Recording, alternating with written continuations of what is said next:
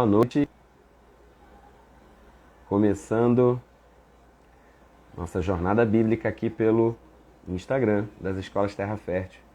Nesses primeiros minutos, enquanto o Instagram está chamando os nossos seguidores, eu também vou clicar aqui no aviãozinho e enviar os convites para que mais pessoas participem da nossa live. A gente sabe que muita gente assiste depois, né, quando não está mais ao vivo, mas muita gente assiste ao vivo e é legal acompanhar as reações de vocês, poder ler os comentários de vocês enquanto a gente está tentando tentar responder algumas perguntas, interagir, é sempre bom.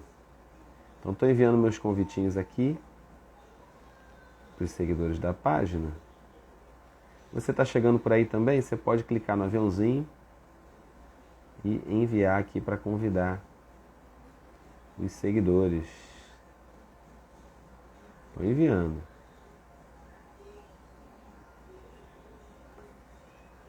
Boa noite, Marinaldo. Bem-vindo sempre aqui com a gente. Nunca esquece. Legal, Marinaldo. Quem estiver chegando agora, dá uma verificada como é que está a internet aí para você. O som, a imagem, está chegando direitinho. Porque aqui a gente está tendo uma chuva muito forte, né? Algumas partes aqui do nosso bairro. Então quero confirmar como é que está chegando o sinal aí para você. Compartilha aqui comigo como é que está na sua região aí. Tá bom? Como é que tá para você, Magda? Boa noite. Tá conseguindo acompanhar? Tá conseguindo ouvir? Antes de eu chegar liberando aqui o tema da nossa live, os assuntos que a gente vai tratar na nossa live. Ah, que bom. Qualquer coisa eu trocava aqui do Wi-Fi para os dados do celular. Amém. Pessoal, a gente tem falado de Lucas, tá? A gente tem falado dos evangelhos, hoje a gente vai falar de Lucas. A gente já falou de Mateus e de Marcos nas lives anteriores.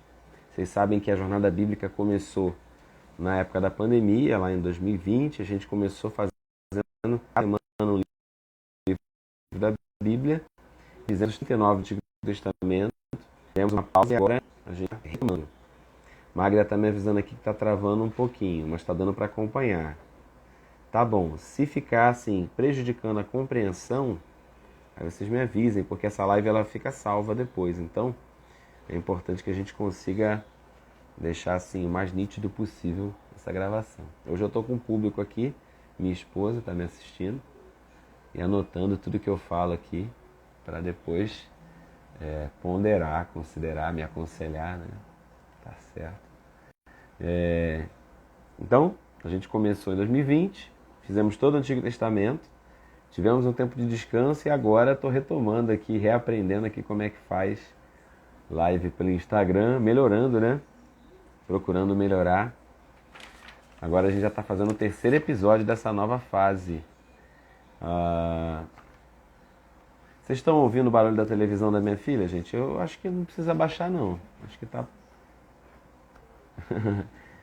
Estou mandando beijos para Camila aqui na live. Pessoal que chegou, me dá uma ajuda aí. Clica no aviãozinho do lado dos comentários. Envia também para os seus contatos, para os seus conhecidos. Olha o barulho da televisão entrando aí. Envia para os seus contatos, para os seus conhecidos, para todo mundo poder participar e a gente poder então dar prosseguimento aqui no nosso estudo sobre o livro de Lucas. Queria pedir para você que está na tua casa com o coração aberto, querendo receber a palavra, se possível que você possa parar, pegar uma Bíblia, um caderno, anotar, estudar. Às vezes vem aqui uma informação, eu sei que a gente está dando um panorama da Bíblia toda, mas de repente pode ter uma palavra que vai te ajudar, né? Que vai te inspirar para você ministrar para outras pessoas. No meio daquilo que eu estou falando, às vezes não é nem o que eu estou falando, mas o Espírito Santo pode pegar uma frase, uma ideia, quando a gente está nesse ambiente de ouvir ministrações.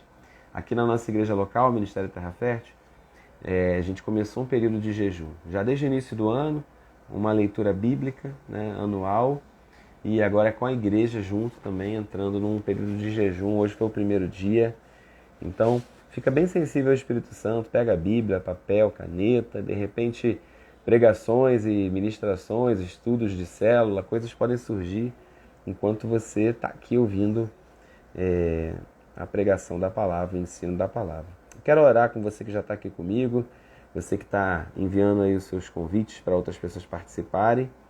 Como eu disse, né, essa live fica salva e muita gente consegue assistir depois, né, o vídeo gravado, mas é muito legal quando a gente consegue ter essa interação ao vivo.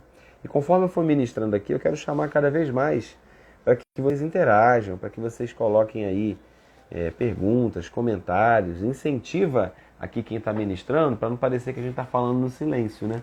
E quando a gente está na igreja, o pessoal fala amém, interage, dá glória a Deus, aperta o coraçãozinho aí, nem sei se tem esse recurso ainda, né, para eu saber que você está interagindo aqui com a gente, tá bom? Deixa eu orar com você que está chegando aqui comigo, para que a revelação da palavra flua, para que você fique sensível ao que Deus quer fazer. Paizinho, eu quero essa noite seja não apenas uma noite de transmissão de conhecimento, mas que seja, Deus, uma noite de relacionamento contigo. Que essa pessoa que se encontrava afastada, perdida, Pai, eu oro para que essa mensagem possa trazer os filhos de volta. Sabemos que o Senhor está voltando, nós sentimos na terra as tensões, as doenças, as pragas, as guerras, os rumores de guerra. Tudo isso está acontecendo.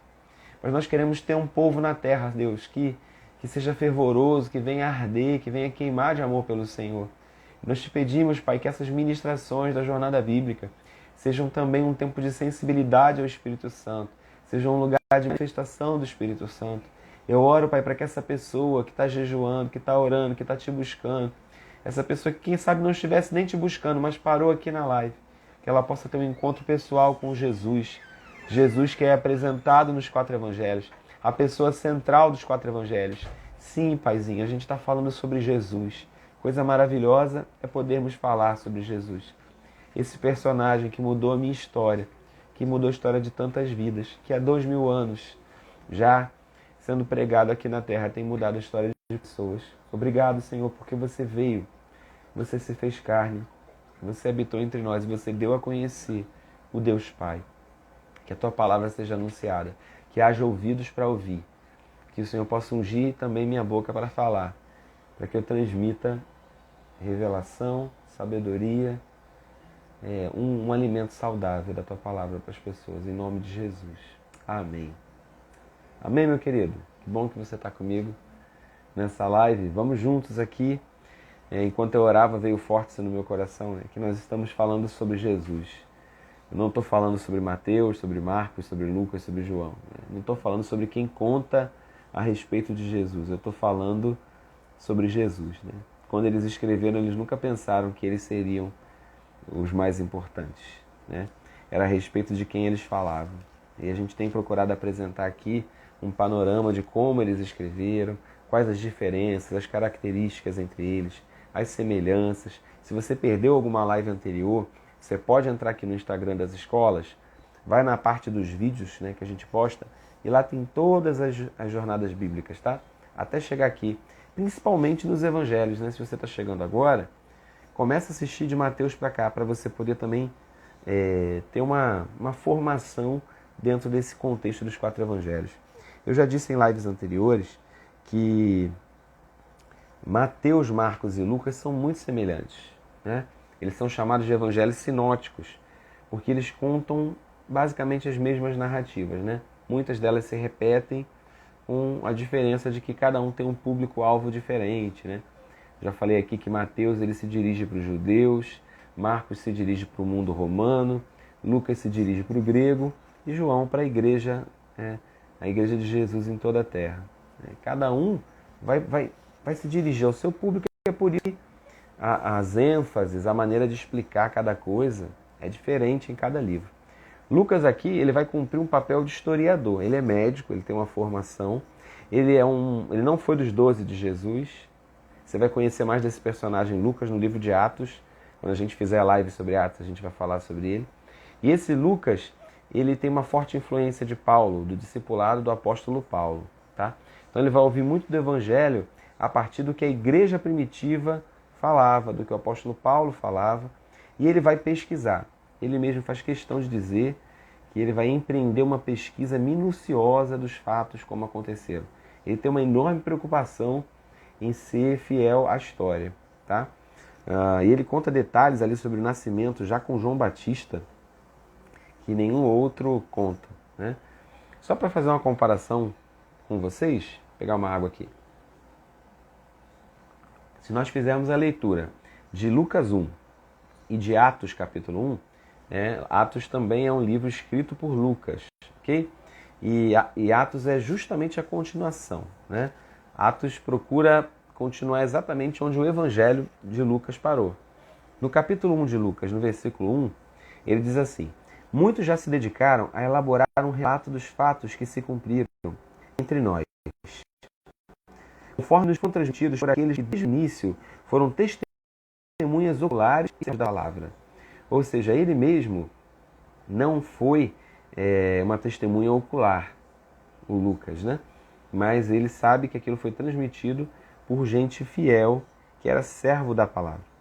Ele mesmo diz no versículo 3, Lucas 1, eu mesmo investiguei tudo cuidadosamente desde o começo e decidi escrever-te um relato ordenado, ó excelentíssimo Teófilo. Tá?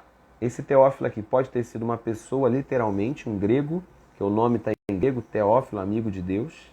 Tá? Esse é o nome da pessoa para quem ele escreve. Então ele escreve explicando muitos costumes dos judeus. Ele realmente escreve para um mundo gentio, para um mundo que não era acostumado ao judaísmo. Ou esse Teófilo é só uma figura de linguagem, talvez um personagem simbólico desse leitor grego para quem ele está escrevendo, tá? Mas ele fala que fez esse relato, fez uma pesquisa cuidadosa, ó excelentíssimo Teófilo, para que tenha certeza das coisas que te foram ensinadas, tá? Então, é um cristão, é alguém que já foi ensinado, mas para que ele tenha certeza dessa pesquisa, Lucas está defendendo ali o trabalho que ele teve como pesquisador. E em Atos capítulo 1, ele diz assim: em meu livro anterior, Teófilo, escrevi a respeito de tudo que Jesus começou a fazer e ensinar. Qual é o assunto, né, de Lucas? O assunto da Bíblia é Jesus, né? Só que o assunto do Evangelho de Lucas é tudo que Jesus começou a fazer e a ensinar. Versículo 2, até o dia em que foi elevado aos céus. Porque para Lucas e para nós, Jesus não deixou de fazer e de ensinar. Jesus continua a fazer e ensinar. Só que o Evangelho vai tratar do que ele fez até o dia em que ele foi elevado aos céus. Depois de ter dado instruções por meio do Espírito Santo aos apóstolos que havia escolhido. Depois do seu sofrimento, Jesus apresentou-se a eles e deu-lhes muitas provas indiscutíveis de que estava vivo. Apareceu-lhes por um período de 40 dias falando acerca do reino de Deus. Então, o livro de Atos ele vai começar justamente do ponto que acaba o Evangelho de Lucas, né? O Evangelho de Lucas acaba com Jesus se despedindo dos seus apóstolos ali, e o livro de Atos vai começar justamente com a ascensão de Jesus. Depois, quando a gente falar de Atos dos Apóstolos, daqui a 2 semanas, a gente vai dar continuidade a esse estudo. Mas já deu para entender aqui que Lucas fala ao mundo grego, que Lucas procura explicar as tradições dos judeus e que Lucas procura fazer uma pesquisa histórica e cuidadosa dos fatos que aconteceram ali. Se você pegar a genealogia de Lucas no capítulo 3, os 2 primeiros capítulos são grandes, mas no capítulo 3, ela é igual à genealogia de Mateus, né? Vamos traçar as igualdades e as semelhanças, e as diferenças, né? Tem partes que são iguais, você que é um leitor da Bíblia já deve ter reparado, mas tem partes que aquela genealogia é diferente. Qual é a questão aí que diferencia? Primeiro, que Mateus, como escreve para os judeus, Mateus começa a genealogia em Abraão, que é o pai da nação de Israel. Já Lucas vai começar essa genealogia, que interessante. Ele faz ao contrário, né? Ele começa dos pais de Jesus e termina em Adão. Ele vai terminar a genealogia em Adão. Mais uma prova de que para o mundo grego o homem estava no centro, né? Então, Lucas vai apresentar Jesus como homem. Em nenhum outro evangelho eu diria para você que há tanta ênfase na humanidade de Jesus, no fato de Jesus sentir angústia, no fato de Jesus ter uma vontade, a gente vai falar sobre isso, né? Uma vontade, né? Fala muito sobre a humanidade dele, o sentimento de Jesus. E se, eu quero dizer para você, se você acha que ser humano significa ser pecador, falho, fracassado, sempre dominado pelos sentimentos, Jesus é o homem perfeito. É dessa forma que Lucas vai apresentar Jesus. Não como um homem falível. Ele era um homem que era tentado, mas sem pecado. E Lucas vai apresentar então para esse mundo grego, olha, vocês querem tanto o corpo perfeito, né? A gente vê o conceito aí das Olimpíadas, que é uma ideia grega, né? Onde os homens mostravam sua força, sua velocidade, suas habilidades. Vocês querem tanto, né, pensar no homem perfeito ou na filosofia, que você pode chegar à verdade através da razão. Então Lucas ele vai apresentar o homem que não pecou. Né? Quem é esse homem? E ele vai começar a genealogia não em Abraão, ele vai começar em Adão. Ok? Ele começa em Adão. Lucas 3,38, ele vai falar o seguinte, ele vai fazer a genealogia ao contrário, né? Ele vai dizer, filho de Enos, filho de Sete, filho de Adão, filho de Deus. Cíntia Rochelle, boa noite. Patrícia, boa noite, também está aqui. Cíntia está dizendo, quanto mais humano eu me torno, mais da santidade me aproximo. Claro, a gente está falando aqui da humanidade como Deus criou para ser. Né? O original de Deus em Adão era o Filho perfeito. Né? E essa imagem foi se perdendo. Certa vez, enquanto eu ensinava sobre Adão e Cristo, né? Em determinado momento o apóstolo Paulo chama Jesus de último Adão. Né? Veio essa frase no meu coração, eu quero transmitir para você. Que Deus teve diretamente 2 filhos na terra. Entende? Que não foram filhos de pai humano. Deus teve 2 filhos na terra. O primeiro que não teve pai humano foi Adão e o outro foi Cristo. Então, esses 2, eles dão origem a 2 tipos de humanidade. São 2 filhos de Deus na terra. E depois todos os outros são filhos dessa genealogia. Eu, segundo a carne, nasci conforme Adão, nasci em pecados, nasci pecador, nasci com uma tendência contaminada pela humanidade, caída e afastada de Deus. Mas quando eu me converti, eu recebi uma outra genealogia, né? Através de Cristo, que é o último Adão, o filho que Deus colocou na terra para criar uma nova família, uma nova descendência na terra. Isso é para você. Né? Então Lucas está aqui apresentando, olha, começou em Adão, só que esse Jesus ele é descendente, ele é humano, ele veio, porque também naquela época já havia heresias e doutrinas que ensinavam que Jesus era um espírito na terra, que ele não tinha vindo em carne. Né? Muita gente às vezes tem essa noção, né, de Jesus assim meio que um fantasma, né, porque sabia ler os pensamentos das pessoas, fazer milagres, e as pessoas não conseguem ver que ele era humano, entende? Que ele habitou num corpo de carne, tá bom? A doutrina bíblica é o teísmo cristão, que acredita que há um único Deus e que ele veio em carne e habitou na pessoa de Jesus Cristo. Tá? Nós precisamos entender que essa é a nossa doutrina, nossa regra de fé e prática. Nós acreditamos que Deus se fez carne através de Jesus. Mas Lucas o tempo inteiro vai usar a expressão filho do homem. Jesus se refere a ele mesmo como filho do homem, ele se identifica com a gente. Né? Ele se identifica como nosso irmão mais velho. O que é um irmão mais velho na família? É aquele que você olha, né? Você olha quando... Eu sou o mais velho lá em casa, né? Mas eu ouço os outros que são do meio e caçula. O filho mais velho ensina como ser filho. Entende? O mais novo e o do meio, se tiver humildade, eles vão olhar para saber o que agrada o pai e o que desagrada o pai pelo comportamento do mais velho. Né? O filho mais velho tem essa responsabilidade de ensinar como é ser filho. Então, Jesus é esse que se identifica com a gente e fala, eu sou humano como você e eu vou te ensinar em tudo a ser obediente ao Pai. Tá? Lucas, como eu disse então, ele vai focar em apresentar essa humanidade de Jesus. A Cíntia está falando aqui que está travando para ela. Como é que tá para vocês, gente? Se estiver travando, mas não estiver atrapalhando a compreensão, me avisa. Mas se tiver frases que você está perdendo e coisas que por acaso você esteja perdendo, me avisa para eu tentar trocar aqui e ver o que dá. Tá bom? Vamos dar continuidade aqui. Se não der, se estiver ruim, eu dou um jeito aqui para ver se melhora a internet. Tá bom? Eu falei aqui, né, que Lucas ele apresenta a humanidade de Jesus. Quer ver um episódio forte sobre a humanidade de Jesus no livro de Lucas? Lucas 22, versículo 42. Para mim é um momento, os outros evangelhos também mostram, mas Lucas, por ser médico, ele vai transcrever esse momento do jardim, do Getsêmani, de uma forma muito forte. Lucas 22, 42. A oração de Jesus, pouco antes, né, de ser entregue, de ser preso, ele diz: Pai, se queres, afasta de mim esse cálice, contudo não seja feita a minha vontade, mas a tua. Apareceu-lhe então um anjo do céu que o fortalecia. E estando angustiado, eu não lembro se outro evangelho descreve dessa forma, sabe? Como Jesus se sentiu, o que ele estava vivendo. Diz que um anjo veio consolá-lo. Né? Deus se preocupa em confortar o filho que está sentindo angústia. E sabe o que eu acho forte nisso? Que nesse momento aqui, o tempo todo, Jesus é obediente. E aqui também, ele continua sendo um filho obediente.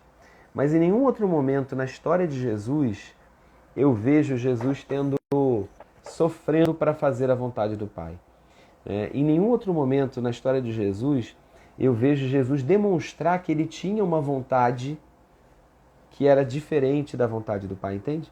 Nesse momento aqui, é um momento onde ele externa que ele tem uma vontade. E ele fala assim: se for possível, né, faz a tua vontade. E assim nós, como filhos, né, aprendemos com o filho mais velho. Existem coisas que Deus quer de nós, que Deus pede de nós, e que a gente precisa dizer para Ele qual é a nossa vontade. Mas a gente precisa também ter ouvidos para ouvir quando a resposta dele for não. Não vou, você não vai poder fazer o que você quer. Você vai fazer a minha vontade. Então, nesse momento aqui fica claro para mim o coração de filho obediente. Porque obedecer só quando você concorda é muito fácil. Né? Obedecer quando você está convencido alinhado com a vontade do Pai é mais fácil. Agora, obedecer quando você tem uma vontade que é diferente da vontade daquele que te chamou, é renúncia, é sacrifício, é uma oração de renúncia, uma oração de entrega. Então essa oração do jardim, ele orou, ele se sentiu angustiado, o anjo o fortaleceu. Versículo 44. Estando angustiado, orou ainda mais intensamente, e o seu suor era como gotas de sangue que caíam no chão. A primeira vez que Jesus derramou o seu sangue na terra não foi na cruz, foi no jardim de Getsêmani. Foi aqui que ele morreu, né? Aqui que ele decidiu, aqui que ele falou: se não tem jeito, que se faça a sua vontade e não a minha. Então, pela primeira vez, duas vontades aqui apareceram, né? A vontade do Pai e a vontade de Jesus foram mostradas. Olha, que não se faça a minha, mas se faça a tua. É um exemplo de obediência, um exemplo de filho que entende a chamada do Pai. Eu quero dizer para você que é filho de Deus, né? Você precisa também renunciar às suas vontades. De repente você não tem vontade de ir à igreja. De repente você não tem vontade de obedecer alguma coisa que Deus te pediu. Mas a questão não é se a gente tem vontade ou não. A questão é entender que o que o Pai tem pra gente é melhor, né? Quando um pai restringe o filho de fazer alguma coisa, ele não está escondendo desse filho uma brincadeira muito boa que ele está perdendo. Esse foi o pecado que Adão e Eva cometeram, né? Eles duvidaram das intenções e da bondade do Pai, né? Magda está falando aqui que ela ouviu em Antioquia sobre esse assunto. É verdade. O pecado de Adão e de Eva, né, do primeiro filho de Deus na Terra, foi questionar: será que Deus está me escondendo algo? No fundo, a origem daquele pecado Deus não quer que eu coma porque, na verdade, Ele está me escondendo uma coisa que Ele não me contou. Né? Então, eles questionaram a bondade de Deus. E Jesus aqui, Ele não questiona. Ele faz um pedido. mas ele sabe que o que o Pai quer é o melhor para ele. Então, esse livro de Lucas, ele tem esse episódio, ele narra dessa forma, porque a gente se sente igual a Jesus, né? A gente sente que não é porque você é filho de Deus que Deus diz sim para você o tempo todo. Nos outros evangelhos, né, parece que tudo que Jesus faz o tempo todo é milagre, é cura, Deus está com ele e Deus ouve tudo que ele fala, e ouve mesmo, né? Deus ouve o filho quando ora, com certeza ele te ouve porque você é filho, sim, mas pensar que também, às vezes, Deus diz não, porque qual é o pai que sempre diz sim para os filhos, né? Às vezes a gente precisa dizer não, a gente precisa dizer não. Fica triste em dizer não, mas às vezes é necessário, né? Então, se você recebeu um não de Deus, esse não te abençoa tanto. Eu falo isso para minha filha. O meu não é uma bênção para você. O meu não te abençoa tanto quanto o meu sim, né? Então a gente precisa entender que existe um Deus Pai que sabe o que é melhor para a gente. O Evangelho de Lucas, né, eu acho que os Evangelhos, de uma forma geral, eles têm uma ênfase numa mensagem, que é a mensagem de Jesus para alcançar o pecador. No livro de Lucas, em especial, eu gosto porque ele dá um destaque para as parábolas de Jesus, para os ensinos de Jesus. Lembra que eu falei lá no início da live que Lucas vai falar que ele relatou tudo que Jesus começou a fazer e a ensinar? Então, para mim, é o livro que melhor conta as parábolas de Jesus.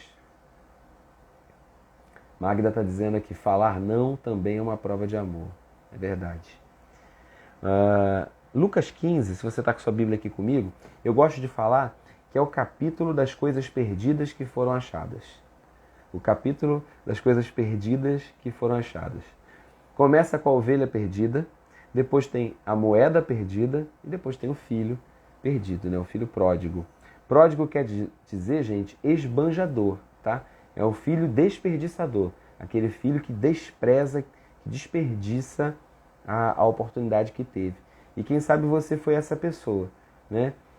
Quem sabe você é a moeda que tem um grande valor, mas está perdido dentro de casa. Se você está perdido dentro de casa, você vai ser encontrado, né? Aquela mulher, ela vai arrumar a casa inteira para encontrar a moeda que estava perdida. E o pastor também, ele vai fazer de tudo para encontrar a ovelha que se perdeu. A gente tem cantado, né? Deus tem colocado essa canção nos lábios do mundo, porque tem muita gente no mundo que está assim como ovelha perdida. Essa canção Ousado Amor, que fala que o amor de Deus, ele nos alcança, né? Ele vai derrubar muralhas, destruir mentiras só para nos alcançar. Impressionante amor de Deus. Essa canção é baseada na parábola de Lucas 15, da ovelha perdida. Ele vai falar que esse amor de Deus, ele deixa as 99 e vai buscar essa 100ª ovelha que se perdeu. Eu quero trazer uma ênfase aqui, gente, que eu sei que a gente sempre pensa no pastor que vai buscar a ovelha, no pastor líder de igreja. Mas o assunto é Deus, que tendo tudo no céu, não precisando do homem para nada, ele vai em busca do filho que se perdeu, né? E o assunto do Evangelho é justamente dessas coisas que estavam perdidas. O assunto do Evangelho é o pecador, é o doente, é o perdido. A moeda perdida, a ovelha perdida e o filho pródigo, eles falam que o coração de Deus não está com as 99 que não se perderam. Está com aquela 100ª que se perdeu, né? Ou seja, a prioridade da mensagem do Evangelho é para aquele que é pecador. Você vai ver o tempo todo Jesus sendo chamado nos Evangelhos, se você já fez essa leitura, de amigo de pecadores, amigo de prostitutas, né? Jesus era amigo de publicanos, porque a preocupação dele não era com quem estava no reino, a preocupação dele maior era com quem não estava.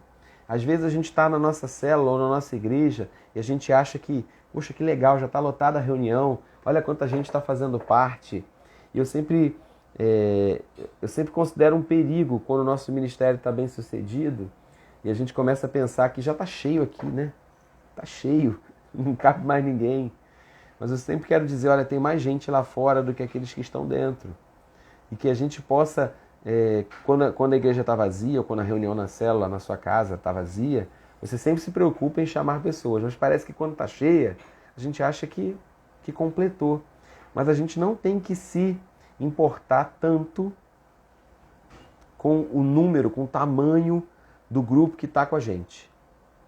A gente precisa ter um olhar para o grupo que não está com a gente. A gente precisa, porque é assim que o Evangelho olha. É assim que Deus olhou quando enviou Jesus para a terra. Eu queria ler no capítulo 15 de Lucas, o versículo 7, o versículo 10 e o versículo 32. Ouça com atenção, Lucas 15, 7, a parábola da ovelha perdida. Eu lhes digo que, da mesma forma, haverá mais alegria no céu por um pecador que se arrepende do que por 99 justos que não precisam arrepender-se. O final da parábola da ovelha perdida é: há mais alegria no céu por um pecador que se arrepende do que por 99 justos que não precisam de arrependimento. Lucas 15, 10, a parábola da moeda perdida. Eu lhes digo que da mesma forma há alegria na presença dos anjos de Deus. Olha que interessante essa noção de festa no céu que a gente fala, né? No versículo 7 ele fala a alegria no céu. No 10 ele fala a alegria na presença dos anjos por um pecador que se arrepende. É muito legal quando a gente faz um apelo, e eu já vi isso acontecer, 30 pessoas irem na frente aceitar Cristo. Mas, cara, se uma pessoa, se você conseguir tirar um pecador das mãos do diabo, já há uma alegria na presença dos anjos.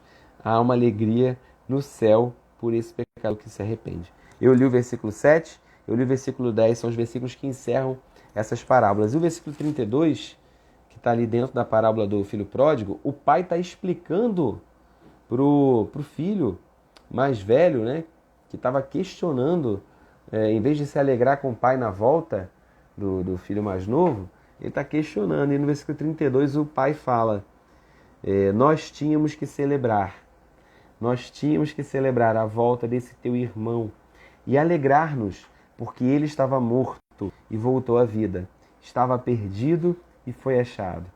Então, o assunto dos evangelhos, o assunto do ministério de Jesus é esse homem que estava perdido e foi encontrado. Em Lucas, se não me engano, no capítulo 10, Jesus conta sobre o bom samaritano, que também fala sobre buscar, né, o que está ferido. Quem é esse bom samaritano? Samaritano era uma figura na época de Jesus, ele era desprezado porque ele era uma raça misturada. Era um racismo, era um preconceito racial entre o judeu puro e o samaritano. Só que Jesus vai pegar justamente essa figura do samaritano nessa parábola para representar ele mesmo. Por quê? Um certo homem, o texto diz, ele estava fazendo um caminho de Jerusalém a Jericó. É um caminho de descida. Então ele fala, olha, esse homem descia de Jerusalém a Jericó. Essa figura do homem que descia de Jerusalém a Jericó, você pode conferir. Eu não separei aqui o versículo, capítulo. Se você tem aí, você pode botar aqui no comentário. É Lucas 10, 25. Essa parábola só está em Lucas. Eu estou trazendo aqui para enfatizar como Deus dá importância ao perdido, né? E o ministério de Jesus tem tudo a ver com o pecador, com o perdido, com o doente. Em Lucas 10, 25 diz que certo homem descia de Jerusalém a Jericó. Quer dizer o quê?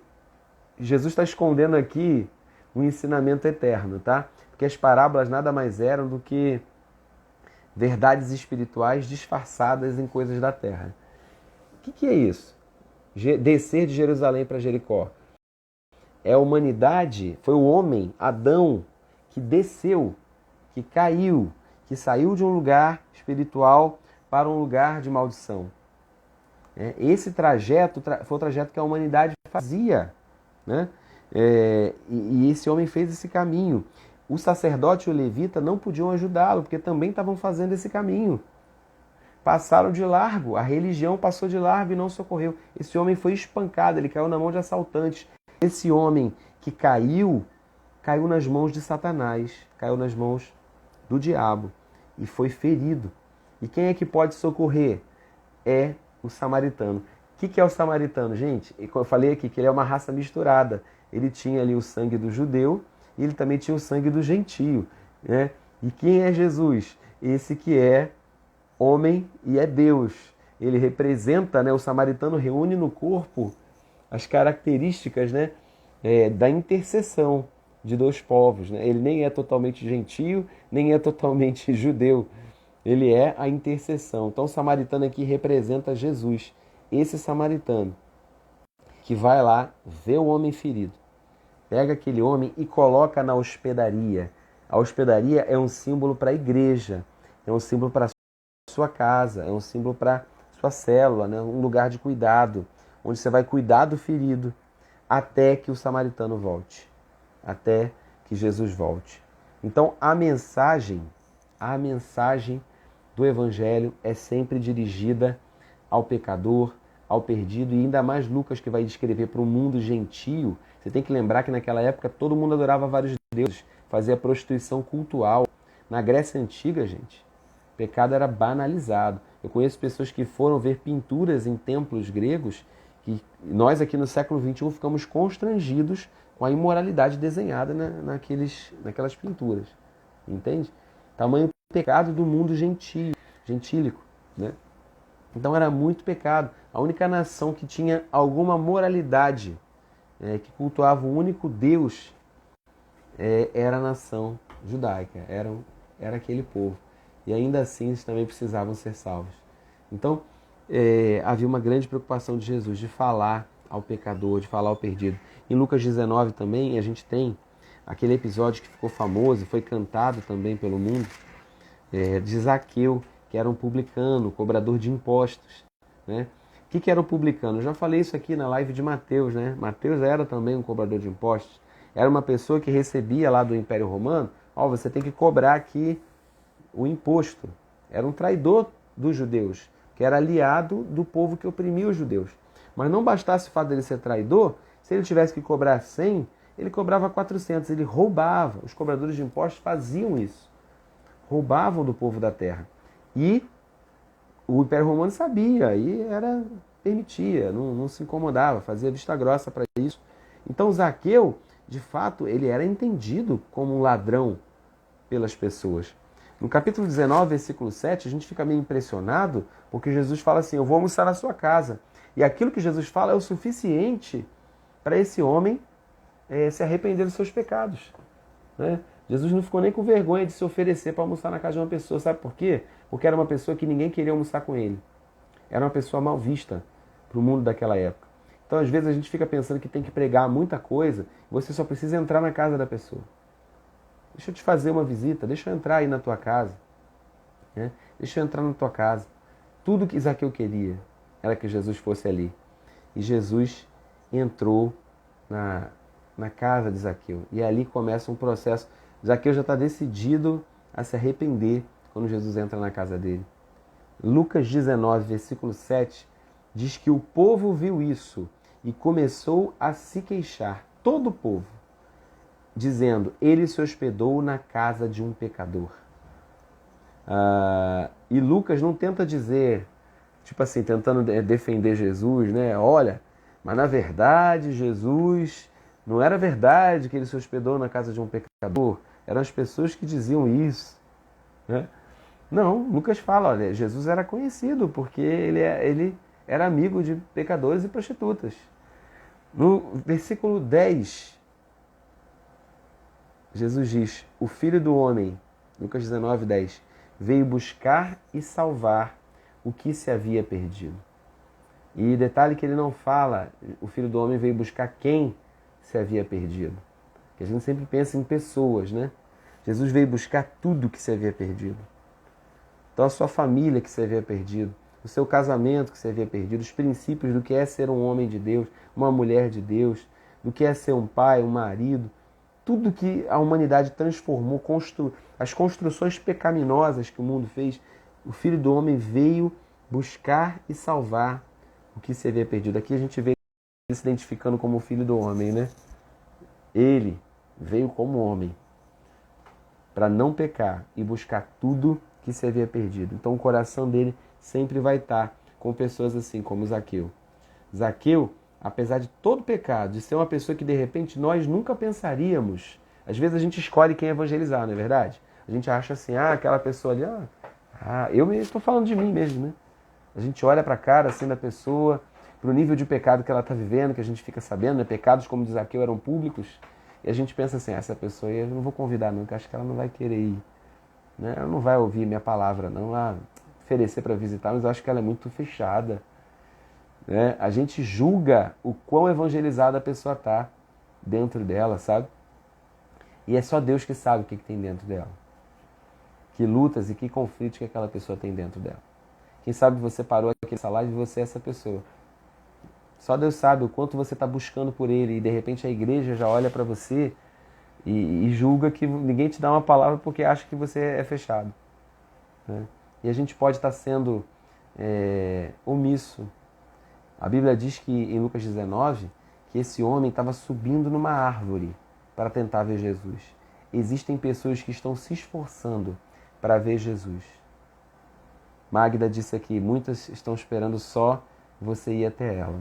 Eu tive experiência já com isso, de pessoas que eu nunca imaginei que iam se converter, mas só estavam esperando um convite. Sabe? Que a gente possa olhar ao nosso redor as pessoas que estão subindo em árvores, porque tem gente que está se esforçando para se encontrar com Jesus. Por favor, Jesus, eu quero te ver, eu estou aqui me esforçando para te ver. E Jesus observou que tinha alguém que ninguém daria nada por ele, mas que queria almoçar com ele, queria se encontrar com ele. Lucas também relata, assim como Mateus 10, em Lucas 10, existe o envio dos apóstolos, né? Jesus comissiona esses apóstolos antes do envio final, que é depois da ressurreição, onde ele manda ir por todo mundo, pregar o evangelho. Antes disso, os apóstolos já eram enviados para as cidades onde Jesus ainda ia chegar, para irem preparando o caminho, para irem preparando. Então, está aqui a base, em Lucas 10 e Mateus 10, está a base da evangelização que a gente tem que seguir. Depois disso, capítulo 10, o Senhor enviou outros 70 discípulos de 2 em 2. Então, o princípio de você andar de 2 em 2, de você ter uma dupla para evangelizar, para fazer visitação. Versículo 2, eles disse, a colheita é grande, mas os trabalhadores, já na época de Jesus e até hoje, os trabalhadores são poucos. Tem muita coisa para ser colhida, mas os trabalhadores são poucos. Peçam ao Senhor da colheita que mande trabalhadores para a sua colheita. E aí ele vai falar no versículo 5, quando entrarem numa casa, digam primeiro que a paz esteja nessa casa. Se houver ali um homem de paz, a paz de vocês repousará sobre ele, senão ela voltará para vocês. Aqui tem um ensino muito legal para a gente que quer chegar com o reino de Deus numa cidade, num bairro, começar um trabalho na casa de alguém, evangelizar. Procure por um homem de paz, onde você chegar. Quem é essa pessoa que não é um cristão ainda, mas é alguém que recebe a visita, alguém que recebe a sua palavra.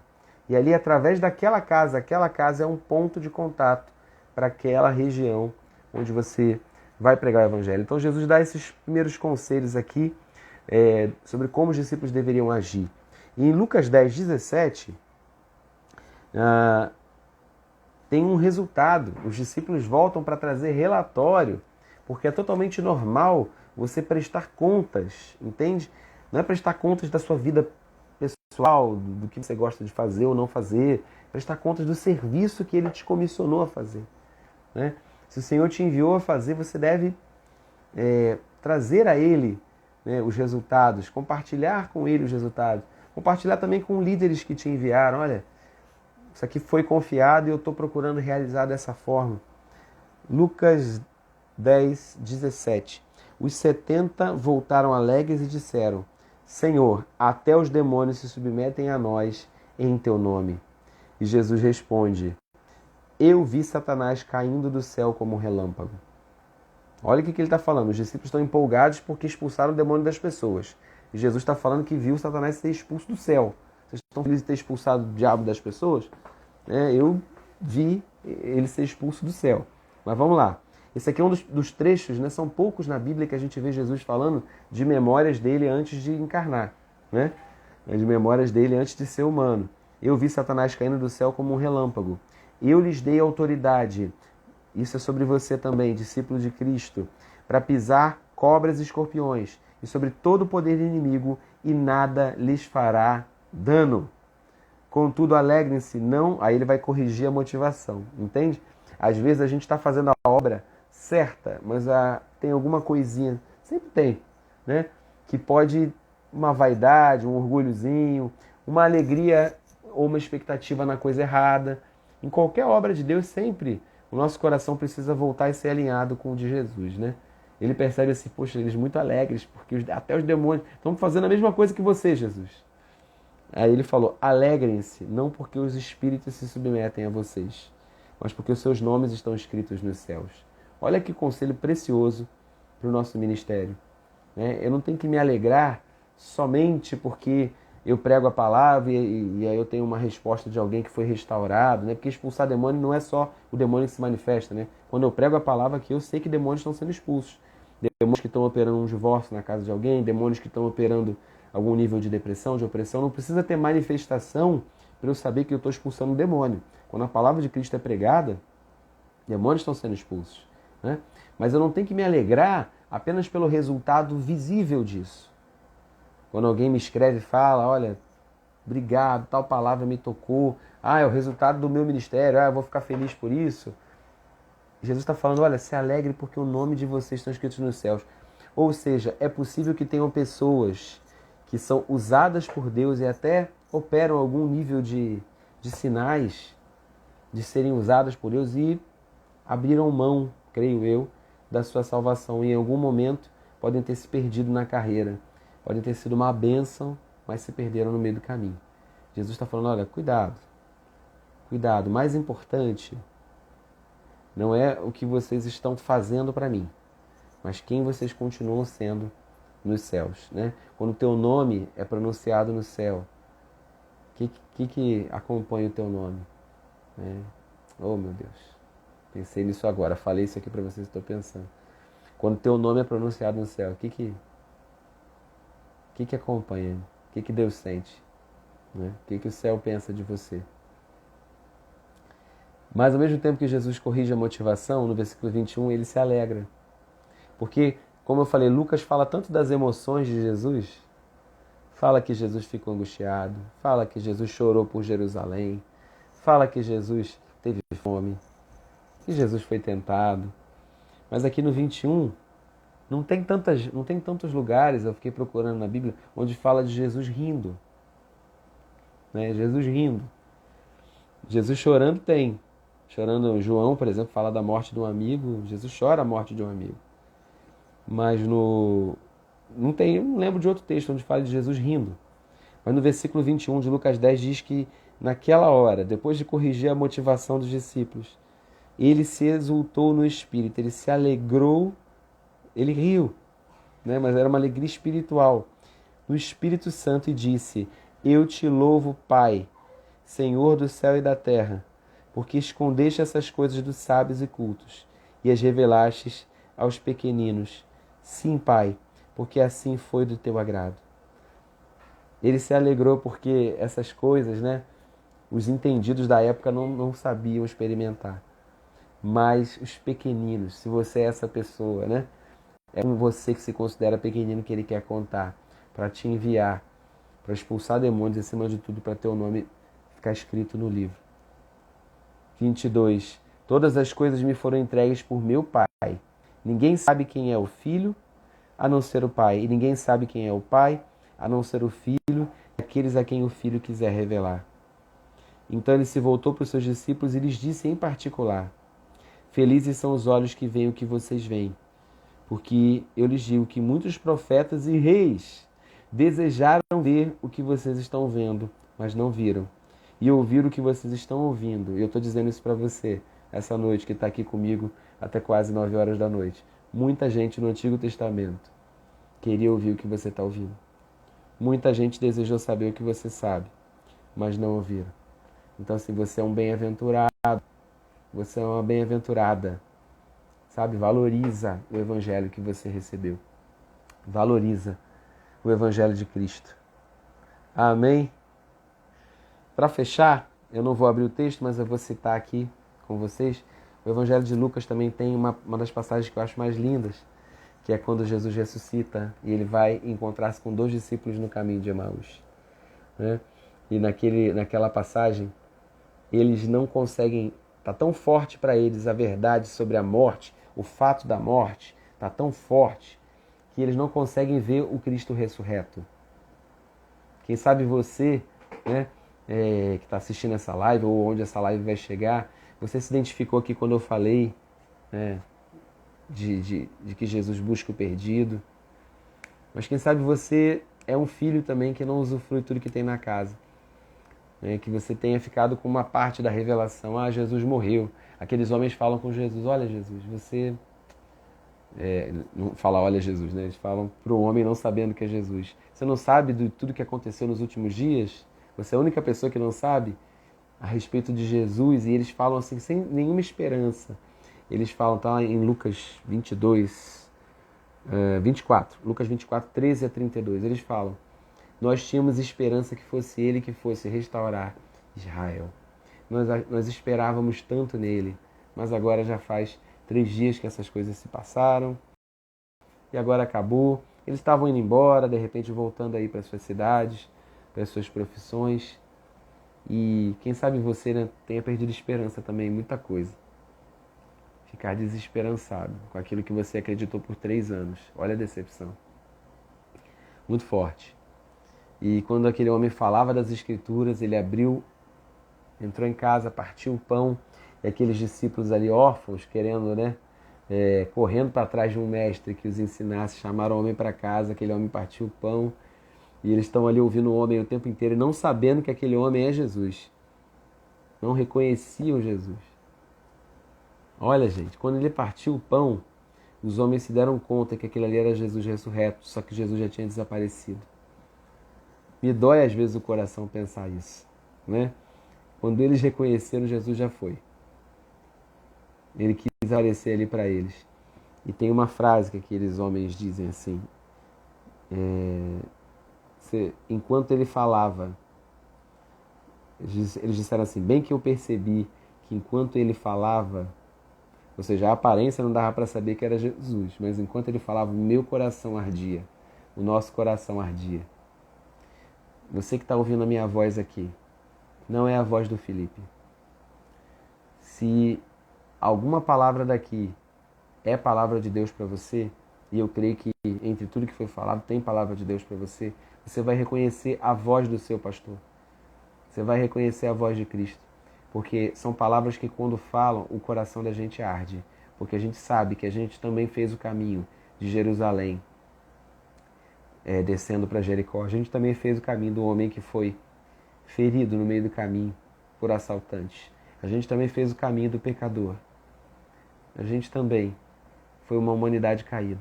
Se você é essa pessoa que está me assistindo e você se identifica com essa palavra, o Evangelho é para você. O Evangelho é para aquele que precisa de arrependimento. Eu nunca fiz isso na jornada bíblica, mas eu sinto de fazer.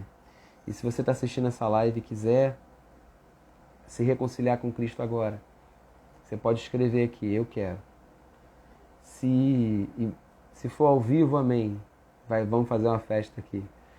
Mas se essa mensagem também pode chegar gravada até alguém, eu queria que vocês que estão assistindo também pudessem encaminhar essa live para alguém que precisa se reconciliar com Jesus. E pode ser claro e direto, essa mensagem é para você. É o seu Senhor Jesus te chamando de volta. Porque você sabe que é a voz dele. Você sabe que enquanto ele fala, o teu coração arde. Ele é a resposta para o ardor do teu coração. Então, se você deseja se reconciliar com Jesus, escreva nos comentários, seja agora, seja depois, quando a live estiver gravada aqui. Eu quero me reconciliar com Jesus. Quero orar por você agora. Você que ouve a voz do seu mestre e quer estar com ele. Você reconhece. Pai, eu oro por esse teu filho que estava afastado, filho pródigo, ovelha também que se perdeu, moeda de grande valor que se perdeu. Eu oro por tudo que está perdido agora, para que ele seja achado, Deus. Eu oro por essa pessoa, para que haja festa no céu agora, por um pecador que se arrepende. O Evangelho é por causa dela, é por causa de mim, que estava perdido e foi achado. É por causa dessa pessoa, Senhor, desse Zaqueu, desse homem que foi ferido no caminho. O Evangelho é sobre essas pessoas, Deus. Pecadores, perdidos como nós também. Um dia fomos e te encontramos. Eu oro, Deus, para que haja restauração. Pessoas que estavam decepcionadas e desesperançadas, como aqueles discípulos no caminho de Emaús. Você que está desesperançado com a igreja, você que desistiu de tudo. Volte para Jesus agora, faça a sua oração, ponha-se de joelhos e agora mesmo se reconcilie com o seu mestre. Volte para ele. Eu creio que há reconciliação enquanto a palavra é pregada. Que você volte, atenda ao apelo e nós vamos nos alegrar no Espírito. Nós vamos nos alegrar no Espírito pelo teu retorno. Seja bem-vindo de volta. Há uma grande festa. Eu me regozijo pela palavra que chega no teu coração e te traz de volta para Ele, de volta para o Pai. Em nome de Jesus. Você é o foco da preocupação do Senhor. Ele veio para o filho que estava perdido. Ele veio para buscar aquele que se perdeu. Deus te abençoe. Em nome de Jesus. Compartilhe essa live com outros. E semana que vem a gente volta para falar do Evangelho de João. O personagem principal está presente sempre, é Jesus. É dele que a gente tem que falar. Falarmos sobre Jesus. Essa é a mensagem que a gente quer carregar. Se você quer assistir alguma live anterior, vai lá nos vídeos. Se você quer assistir essa live desde o começo, volta lá que eu vou deixar salvo. Mateus, Marcos, Lucas e João. E a gente vai seguir aqui por todo o Novo Testamento, toda segunda, 8 da noite, aqui no Instagram. Deus te abençoe, Rosângela. Deus te abençoe. Abençoe todos vocês. E que vocês também sejam um instrumento para testemunhar. Você que ouviu aqui esse amor de Deus pelo pecador inflamou teu coração. Prega a palavra para o perdido ser alcançado. Grande beijo, meus irmãos. Até próxima segunda, 8 da noite, o Evangelho de João. Deus abençoe.